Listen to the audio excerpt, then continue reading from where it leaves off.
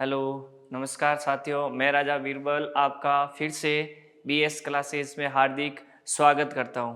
आज हमारी विद्युत की लास्ट क्लास रहेगी जिसमें आपको दिशा ज्ञात करने के कुछ नियम और कुछ अन्य महत्वपूर्ण यानी क्रियाविधि जो आपके एलडीसी के लास्ट में दे रखी है कि जो उपकरण है उपकरण के रख रखाव उनके बारे में। तो चलते हैं हम सबसे पहले कि चुंबकीय क्षेत्र की दिशा ज्ञात करने के नियम। चुंबकीय क्षेत्र की दिशा ज्ञात करने के नियम पढ़ते हैं। तो देखो, सबसे पहला नियम आपको दे रखा है कि दाएं हाथ के अंगूठे का नियम। कौन सा नियम है भाई? दाएं हाथ के अंगूठे का नियम। तो देखिएगा इधर क्या कह रहा है ये, जब दाएं हाथ से किसी चालक तार को इस प्रकार पकड़ा जाए, ये आपका दायां हाथ मान सकते हो। जैसे B4 बायां और D4 क्या होता है? दायां। तो इस दाएं हाथ में क्या कह रहा है? दायां हाथ से किसी चालक तार को, मान लेते ये एक चालक तार है, चालक तार को इस प्रकार पकड़ा जाए कि अंगूठा प्रवाही धारा की दिशा में हो तो मुड़ी हुई अंगुलियां चुंबकीय क्षेत्र की दिशा में होगी। जैसे मान लो ये आपका कोई चालक तार है, मैंने इसको इस प्रकार पकड़ा है कि जो अंगूठा है वो किसकी दिशा में होना चाहिए? धारा की दिशा में, और जो मुड़ी हुई अंगुलियां है वो किसको बताएगी? फिर चुंबकीय क्षेत्र की दिशा को। तो ये कौन सा नियम है? आपके दाएं हाथ के अंगूठे का नियम है। तो ध्यान रखना कि इस चालक प्रकार को इस प्रकार पकड़े कि जो आपका अंगूठा है, कौन सा अंगूठा होना चाहिए? दायां हाथ का अंगूठा। ऐसा नहीं कि बायां हाथ का अंगूठा। दायां हाथ के अंगूठे को इस प्रकार रखे कि वो किस ओर होना चाहिए? जैसे ऊपर की ओर धारा जा रही है, यदि धारा नीचे की ओर जा रही है तो ऐसे पकड़े भाई। धारा नीचे से ऊपर की ओर जा रही है तो अंगूठे को धारा की दिशा में रखें तो मुड़ी हुई अंगुलियां आपके किसको बताएगी? चुंबकीय क्षेत्र की दिशा को बताएगी। तो ये है आपका पहला नियम जिसे दायां हाथ के अंगूठे का नियम कहते हैं, जिसे आप क्या ज्ञात कर सकते हो? चुंबकीय क्षेत्र की दिशा। तो क्वेश्चन पूछा जा सकता है कि दायां हाथ के अंगूठे के नियम के अनुसार मुड़ी हुई अंगुलियां किसको प्रदर्शित करती है? तो याद रखना, मुड़ी हुई अंगुलियां किसको? चुंबकीय क्षेत्र की दिशा को बताती है। किसको बताती है? चुंबकीय क्षेत्र की दिशा को बताती है। नेक्स्ट है कि पूर्व की ओर से अवलोकन करोगे तो चुंबकीय क्षेत्र कैसा आएगा? दक्षिणावर्त। और ये नहीं है, थोड़ा एक मिनट,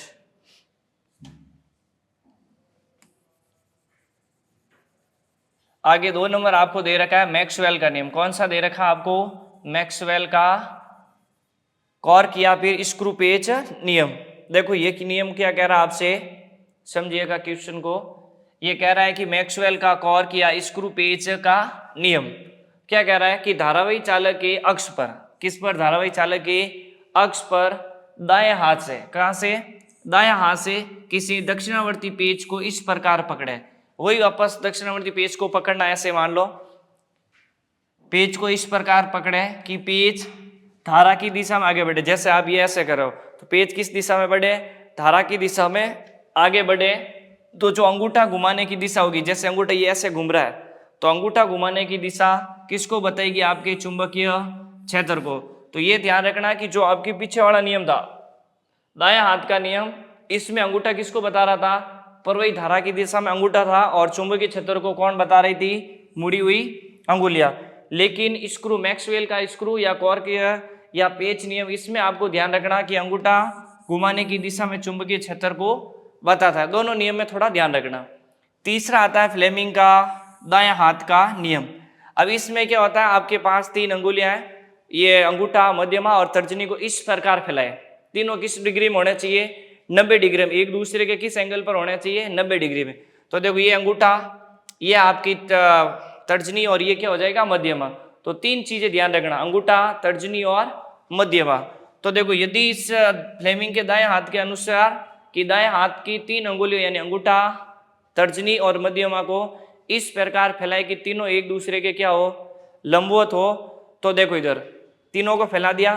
तो अब याद कैसे रखना, इसको सुनो। ये ध्यान रखना आपको, एफ यानी फादर यानी चालक की दिशा बताएगा, ये फोर्स यानी चालक की दिशा, और ये है आपकी तर्जनी। कौन सी है भाई? तर्जनी। और ये है मध्यमा। मध्यमा। तो दोनों में ध्यान रखना। और ये है आपका अंगूठा, आप जानते ही हो। तो अंगूठा किसको बताएगा? दाएं हाथ के नियम में चालक की गति बताता। किसकी बताता? चालक की गति। और जो आपकी तर्जनी होगी वो किसको बताएगी? चुंबकीय क्षेत्र की दिशा को। और मध्यमा बताएगा चालक में प्रेरित विद्युत धारा। तो अंगूठा किसको बता रहा भाई? चालक की दिशा। ये चालक किस ओर गति कर रहा है? और आपकी जो तर्जनी बताएगी वो किसको बताएगी, चुंबकीय क्षेत्र की दिशा। किसको बताएगी, चुंबकीय क्षेत्र की दिशा। तो ये ध्यान रखना, ये हो जाएगी चुंबकीय क्षेत्र की दिशा। अंगूठा बताएगा चालक की गति और जो तर्जनी बताएगी आपके चालक में प्रेरित विद्युत धारा। तो ये ध्यान रखना फ्लेमिंग का कौन सा नियम है, दायां हाथ का नियम। कौन सा नियम हो जाएगा, दायां हाथ का नियम। नेक्स्ट चलते हैं। अब दायां हाथ में देखो लिखा हुआ आपके कि अपने दाहिने हाथ की तर्जनी, मध्यमा तथा अंगूठे को इस प्रकार फैलाएं कि ये तीनों एक दूसरे के परस्पर क्या हो, लंबवत हो। कैसे होना चाहिए, लंबवत। आ कह रहा है यदि तर्जनी चुंबकीय क्षेत्र की दिशा की ओर संकेत करती है, यदि तीनों लंबवत हो तो तर्जनी किसकी ओर करेगी, चुंबकीय क्षेत्र की दिशा। अंगूठा किसकी ओर करेगा, चालक की गति। और मध्यमा आपके किस ओर संकेत करेगी, चालक में प्रेरित विद्युत धारा। तो क्वेश्चन पूछा जा सकता है कि फ्लेमिंग के दायां हाथ के नियम के अनुसार अंगूठा किसको निरूपित करता है, तर्जनी किसको निरूपित करता है और मध्यमा किसको निरूपित करता है। तो तीनों ध्यान रखना, अंगूठा आपके किसको, चालक की गति को, जो आपकी तर्जनी है वो चुंबकीय क्षेत्र को, और जो मध्यमा है वो किसको बताएगी, विद्युत धारा की दिशा को। ये ध्यान रखना, फ्लेमिंग की दक्षिण हस्त नियम इसे कहते हैं। अब इस नियम पर कौन आधारित है, तो ध्यान रखना फ्लेमिंग की दाएं हाथ का नियम। दाएं हाथ का नियम पर आधारित है आपका जनरेटर, क्योंकि एक आएगा दाएं हाथ का नियम, दूसरा आएगा बायां हाथ का नियम। पूछ ले दाएं हाथ के नियम पर कौन आधारित है, तो जनरेटर।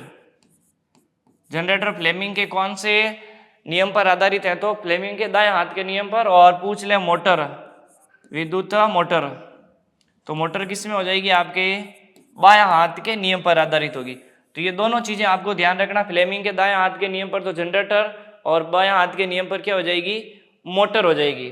तो फिर आता आपका 4 नंबर, फ्लेमिंग की बायां हाथ का नियम। अब बायां हाथ में इसको फैलाना है, बायां हाथ को ये उसी प्रकार फैलाना है कि जिसमें अंगूठा, तर्जनी और मध्यमा तीनों एक दूसरे के क्या हो, लंबवत हो। लंबवत हो तो देखो अंगूठा चुंबकीय क्षेत्र, अब तर्जनी चुंबकीय क्षेत्र, ये धारा, और ये किसको बताएगा, आपके चुंबकीय बल की दिशा। अब देखो इसमें कैसे याद रखना है, अंगूठे को मान लो कि ये फादर, ये हो जाएगा मदर, और ये हो जाएगा चाइल्ड। तर्जनी क्या हो जाएगी, चाइल्ड। अब देखो एफ का मतलब क्या हो जाएगा, फोर्स यानी बल की दिशा कौन बताएगा, अंगूठा। एम फॉर यानी मदर, मदर यानी मैग्नेटिक फील्ड यानी चुंबकीय क्षेत्र, मैग्नेटिक फील्ड, मैग्नेटिक फील्ड यानी चुंबकीय क्षेत्र। और तू तीसरा हो जाएगा आपके विद्युत धारा, क्या हो जाएगी, विद्युत धारा यानी सी यानी करंट। तो ये ध्यान रखना, फादर, मदर और चाइल्ड, यानी फादर से हो जाएगा फोर्स यानी एफ से, फोर्स यानी बल बताएगा अंगूठा बाएं हाथ के नियम में।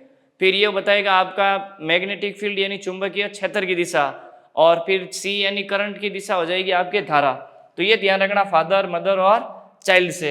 एफ फॉर हो जाएगा force, M for magnetic field, और सी फॉर हो जाएगा विद्युत धारा। ये कहता है आपके फ्लेमिंग के बाएं हाथ का नियम, और इस पर आधारित कौन सा है, विद्युत मोटर। आगे देखिएगा, पढ़ते हैं। इस नियम के अनुसार अपने बाएं हाथ की तर्जनी, मध्यमा, अंगूठे को इस प्रकार फैलाएं कि ये तीनों एक दूसरे के परस्पर क्या हो, लंबवत हो।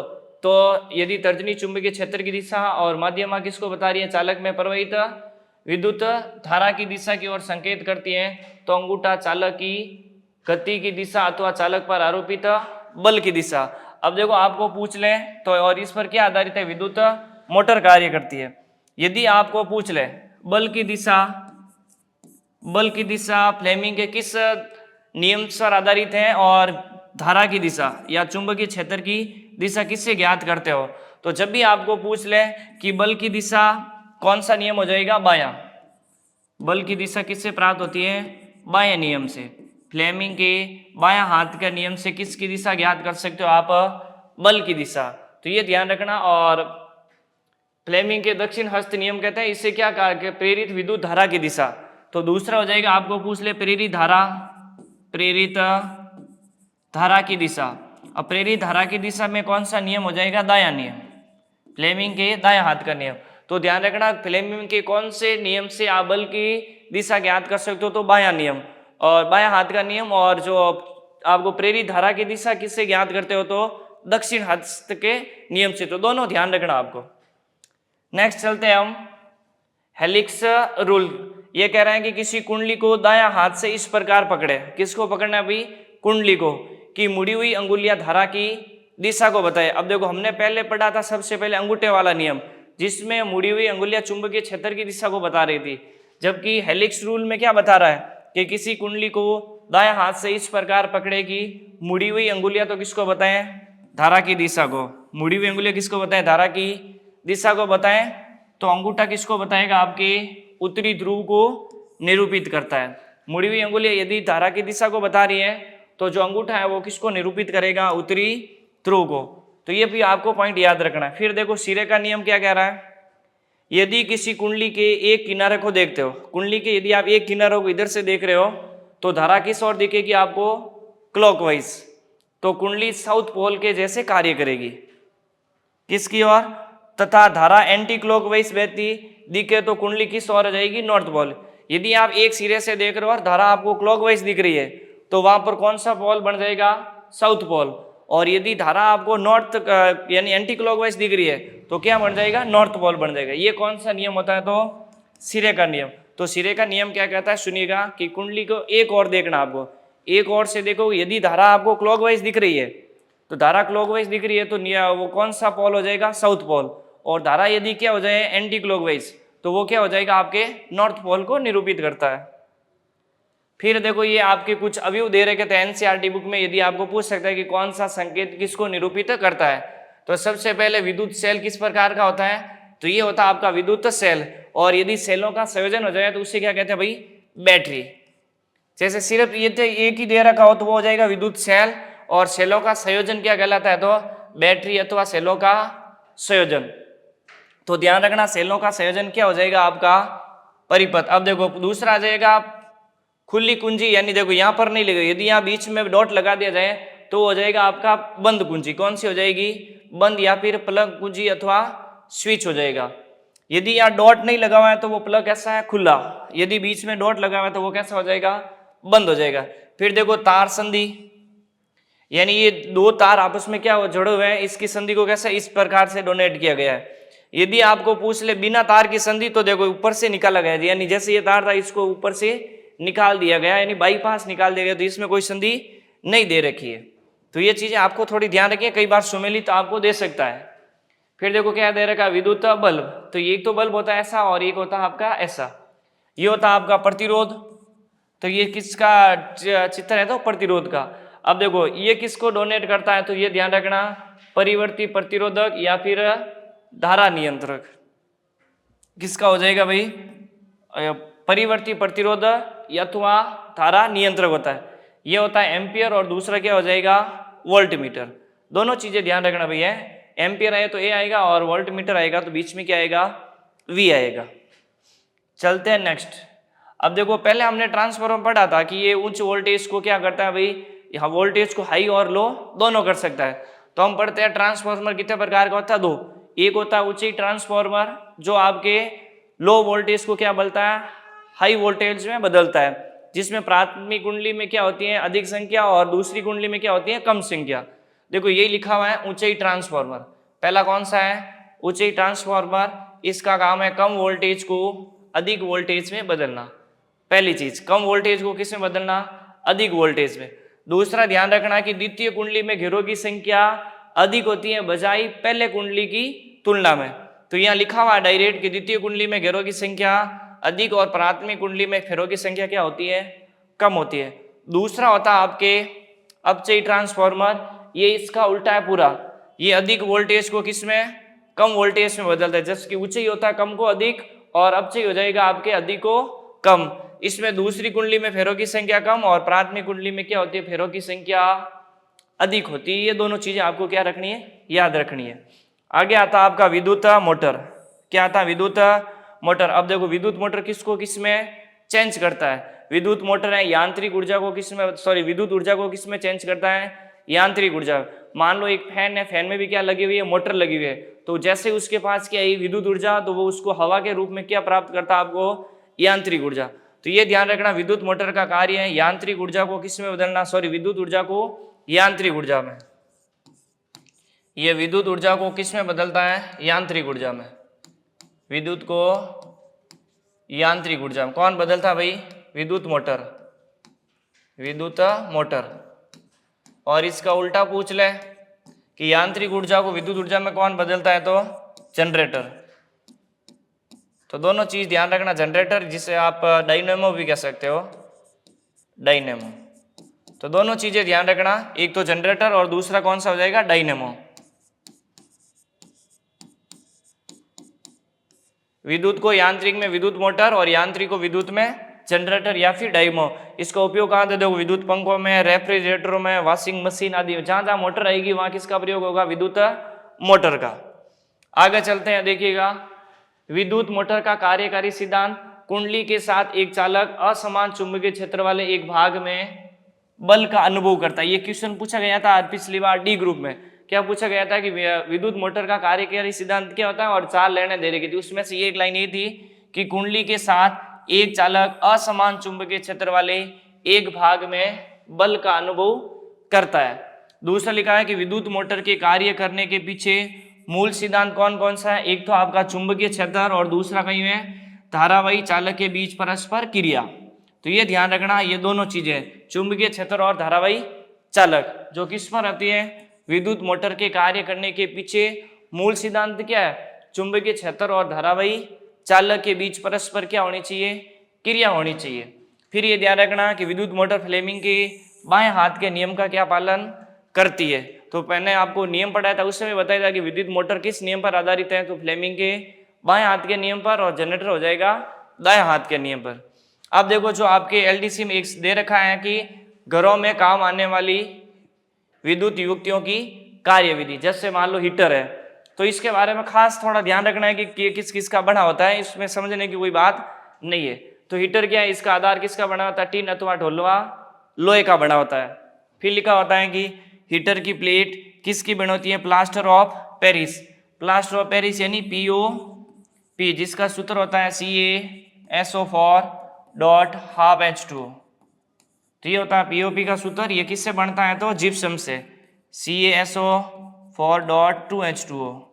यदि इसको गर्म किया जाए कितने डिग्री सेंटीग्रेड पर, 100 डिग्री सेंटीग्रेड पर गर्म करें, तो जिप्सम से क्या बनता है आपका POP, जिससे कहते हैं आप plaster of Paris calcium sulphate hemihydrate, इसका क्या होता है, नाम होता है।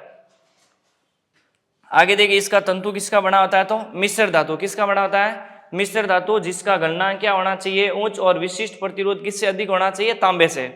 वैसे डायरेक्ट आया कि गलनांक क्या होना चाहिए, उच्च, और प्रतिरोध भी क्या होना चाहिए, उच्च। तो विशिष्ट प्रतिरोध तांबे से क्या होना चाहिए, अधिक हो, जैसे नाइक्रोम। सामान्यतः क्वेश्चन आता है हीटर का तंतु किसका बना होता है, तो नाइक्रोम का। उसके साथ और भी ध्यान रखना, कई बार क्वेश्चन आ सकता है कि हीटर का तंतु निम्न में से किसका नहीं बना होता है। तो एक हो जाएगा नाइक्रोम, दूसरा हो जाएगा कैलोराइट, और तीसरा हो जाएगा क्रोमेल आदि। फिर आता आप आगे की, जब तापन तंतु के सिरों को संयोजन तार की सहायता से मेन सप्लाई से जोड़ा जाता है, तो तापन तंतु में विद्युत धारा प्रवाहित होती है। ये आपकी क्रिया भी दे रखी है, धारा के उष्मीय प्रभाव से तापन तंतु कुछ ही क्षणों में रक्त तप्त हो जाता है। यदि पूछ ले कि विद्युत हीटर किस प्रभाव पर आधारित है, तो विद्युत धारा के उष्मीय प्रभाव पर आधारित है। फिर आगे लिखा हुआ है कि उष्मा देने लगता है, अब हीटर की सहायता से पात्र को गर्म कर सकते हैं। तो ये चीजें आपको थोड़ी ध्यान रखनी है। आगे दे रखा है कि हीटर का सीधा संपर्क दीवार या जमीन से नहीं होना चाहिए। ये इसकी क्या है, सावधानी है कि हीटर का सीधा संपर्क किससे नहीं होना चाहिए, दीवार या जमीन से नहीं होना चाहिए, इसे किसी कुचालक स्टैंड पर रखना चाहिए। तो जो जो सावधानी आपको याद रखनी है। आगे कह रहा है कि भू संपर्क तार को हीटर के आधार से जोड़ना चाहिए ताकि धारा सरण की स्थिति में झटका न लगे। यानी भू संपर्क तार से जोड़ लो, यदि कभी कभार यदि धारा अधिक मात्रा में आ जाए तो आपको झटका नहीं लगे। फिर आगे देखो, कोई भी ध्रुव तापन तंतु पर नहीं गिरना चाहिए तथा काम के पूरा होने पर तार को मेन प्लग या प्लग से क्या कर देना चाहिए, अलग। ये इसके क्या दे रखे आपको, रख रखाव। उसी प्रकार 2 नंबर दे रखा विद्युत प्रेस। प्रेस के बारे में कह रहा है, ये सामान्यतः क्या बनी होती है, ढलुए लोहे की बनी होती है। किसकी बनी होती है, ढलुए लोहे की। इसकी निचली सतह पर क्रोमियम की पॉलिश की जाती है। किसकी पॉलिश की जाती है, क्रोमियम की पॉलिश की जाती है, ताकि इसे जंग नहीं लगे। क्या नहीं लगे भाई, जंग। अब देखो जंग के बारे में आपको ध्यान रखना भाई, जंग कब लगता है, जब वायु कैसी हो, नम, या फिर कैसी हो भाई, शुष्क वायु हो। नम या फिर कैसी हो, सॉरी आर्द्र वायु, नम या आर्द्र हो, तब क्या लगता है, जंग लगता है। यदि वायु कैसी हो, शुष्क हो, तो उस समय जंग नहीं लगता है। और जंग का सूत्र आप सबको याद होगा, Fe2O3.XH2 किसका सूत्र है, जंग का सूत्र है। और ध्यान रखना, जंग लगने पर लोहे का भार क्या होता है, बढ़ता है, लेकिन वास्तविक भार क्या होता है, घटता है। दोनों चीजें याद रखना, वास्तविक भार घटेगा, लेकिन वैसे पूछ ले कि भार क्या होता है, बढ़ता है। फिर देखो इसकी भी दे रखी है कार्यविधि कि तापन तत्व अभ्रक के टुकड़ों पर चपटे नाइक्रोम तार को लपेट कर बनाया जाता है। किसका बनाया जाता है भाई, तापन तंतु अभ्रक के टुकड़ों पर चपटे नाइक्रोम तार को लपेट कर बनाया जाता है। ये तापन तंतु 500 से 1000 वॉट तक के हो सकते हैं, यानी फ्रेश कितने वॉट सकते काम करती है, 500 से 1000 वॉट तक। तंतु की चपटी आकृति के कारण ऊष्मा ठीक प्रकार से फैल जाती है। आगे लिखा, विद्युत इस्त्री में ताप स्थायी दो अलग अलग धातुओं की पत्तियों का बना होता है, जिसमें एक पत्ती गति करती है। तो ये क्रियाविधि आपको ध्यान रखनी है। दूसरी स्तर रहती है, पहली गति करती है, दूसरी क्या रहती है, स्तर रहती है। जब ताप निर्भर ताप से अधिक बढ़ जाता है तो पत्ती गर्म होकर मुड़ जाती है, जिससे परिपथ टूट जाता है तथा तापन तंतु में धारा मिलनी बंद हो जाती है। क्योंकि जैसे परिपथ टूटेगा तो धारा क्या हो जाएगी, सप्लाई बंद हो जाएगी। इस्त्री का ताप कम होने पर पत्ती सीधी होकर पुनः मुड़ जाती है, जिससे इस्त्री में धारा प्रवाहित होने लगती है, जिससे तापन तंतु गर्म होकर क्या हो जाता है भाई, ऊष्मा देने लगता है तथा दाब प्लेटों के कारण कपड़ों में सलवटें क्या हो जाती है, दूर हो जाती है। अब देखो इस्त्री के रख रखाव में क्या आपको ध्यान रखना है कि इस्त्री को भाई जो भी तार है उसके ऊपर गर्म हो, जब तक वो ठंडी नहीं हो उसके ऊपर लपेट कर नहीं रखना चाहिए। दूसरा रख रखाव क्या हो सकता है कि उसको पलक से जैसे ही आप कुछ देर बाद पहले निकाल लें और साइड में रखें, क्योंकि गर्म यदि रखोगे तो उसका जो ऊपर वाला कवर है जलने की क्या रहेगी, आशंका रहेगी। तो सामान्यतः रख रखाव इसमें कुछ है नहीं खास। फिर आता है विद्युत टोस्टर की कार्यविधि। टोस्टर का तापन तंतु धारा के ऊष्मीय प्रभाव पर कार्य करता है। पहली बात, टोस्टर का तापन तंतु किस पर कार्य करता है, उस धारा के ऊष्मीय प्रभाव पर कार्य करता है। और ध्यान रखना, क्वेश्चन पूछा जा सकता है कि ब्रेड के टुकड़ों को सेकना हो तो उसके खांचों में रखकर लीवर को नीचे की तरफ गिराते हैं तो टोस्टर में धारा प्रवाह करने पर तापन तंतु गर्म हो जाता है। यानी ब्रेड को गर्म करने के लिए किसका प्रयोग किया जाता है, तो विद्युत टोस्टर का प्रयोग किया जाता है। ध्यान रखना, ब्रेड तापन तंतु से विकिरण विद्युत द्वारा ऊष्मा प्राप्त करती है। क्वेश्चन पूछा जा सकता है कि विद्युत टोस्टर द्वारा जो ब्रेड होती है किस द्वारा आपके तापन यानी वो गर्म होती है, तो विकिरण विधि द्वारा। किसके द्वारा, विकिरण विधि द्वारा ऊष्मा प्राप्त कर धीरे धीरे सिकती है। जब ब्रेड अधिक गर्म हो जाती है तो ऊपर करने वाले लीवर द्वारा खांचे को ऊपर करने पर ब्रेड स्लाइस ऊपर आ जाती है। स्वचालित टोस्टर में तापन व्यवस्था साधारण टोस्टर जैसे ही होती है, किंतु एक कमानी ऐसे कार्य करती है कि सप्लाई सीखने के बाद अपने आप क्या आ जाए, निकल बाहर आ जाए। कुछ तो स्वचालित होते हैं जिसमें स्वतः के जैसे ही ब्रेड सीखती है तो ऑटोमेटिक वो क्या हो जाता है, बंद हो जाता है। और कुछ होते हैं जिसको आप ध्यान रखना पड़ता है। 4 नंबर आता है आपका रेफ्रिजरेटर, जिसे कहते हैं प्रशीतक। क्या कहते हैं हम, प्रशीतक। तो ध्यान रखना, प्रशीतक के 2 हिस्से होते हैं, एक जहां पर बर्फ जमती है, दूसरा जहां वस्तुएं क्या होती है, ठंडी होती है। एक तो वो स्थान होता है जब फ्रीज में कि एक स्थान पर बर्फ जमता है और दूसरे स्थान पर वस्तुएं क्या होती हैं, ठंडी होती है। लेकिन वहां जहाँ ठंडी होती है वहां बर्फ नहीं जमती है। हमने ही देखा होगा हमारे घरों में जो फ्रीज होता है उसके ऊपर वाले हिस्से में बर्फ जमती है, लेकिन नीचे वाले हिस्से में बर्फ नहीं जमती है, लेकिन वस्तुएं क्या होती हैं, ठंडी होती रहती है। फ्रीज के दोनों सिरे ऊष्मा विनिमय के लिए चारों तरफ से पाइपों से घिरे होते हैं। प्रशीतक के नीचे एक भारी धातु की बनी युक्ति लगी रहती है जिसे कंप्रेसर कहते हैं। क्या कहते हैं, कंप्रेसर। इस कंप्रेसर को चलाने के लिए एक क्या होनी चाहिए, इलेक्ट्रिक मोटर लगी रहती है। और जिन पाइपों के द्वारा अधिक ऊष्मा विनिमय की आवश्यकता होती है वो पाइप कुंडलित होते हैं। ये चीजें जो कार्यविधि में आपको ध्यान रखनी है। इसका पूरा सिस्टम अमोनिया गैस पर आधारित होता है। किस पर आधारित होता है, तो अमोनिया गैस पर आधारित रहता है। यह गैस लगभग कितने डिग्री सेल्सियस पर, -32 डिग्री सेंटीग्रेड, 32 डिग्री सेल्सियस पर वाष्पित हो जाती है। प्रशीतक की क्रियाविधि शुरू होते ही कंप्रेसर से सबसे पहले अमोनियम गैस को संपीड़ित किया जाता है। कौन सी गैस होती है भाई? अमोनिया गैस, जिसका सूत्र होता है NH3। ये होता है अमोनिया और अमोनियम होता है NH4। ये होता है अमोनियम। अमोनियम क्या होता है? NH4 और ये होता है NH3। इसके प्रशीतक वाष्पित हो जाती है। प्रशीतक की क्रियाविधि शुरू होते ही कंप्रेसर से सबसे पहले अमोनिया गैस को क्या किया जाता है? संपीड़ित किया जाता है। इसके लिए दाब को बढ़ाया जाता है, जिससे अमोनिया गैस बहुत अधिक गर्म हो जाती है और उष्मा त्यागने के बाद अमोनिया गैस ठंडी हो जाती है, जिससे ये वाष्प से तरल में बदल जाती है। आगे लिखा हुआ यह तरल अमोनिया इसके बाद विस्तार वाल्व में जाती है, जहां यह और अधिक ठंडी हो जाती है। यह ठंडी अमोनिया कुंडित पाइपों से होकर तेजी से गति करती है, जिससे यहाँ की वाष्प का ताप कम हो जाता है और वस्तु क्या हो जाती है? ठंडी हो जाती है।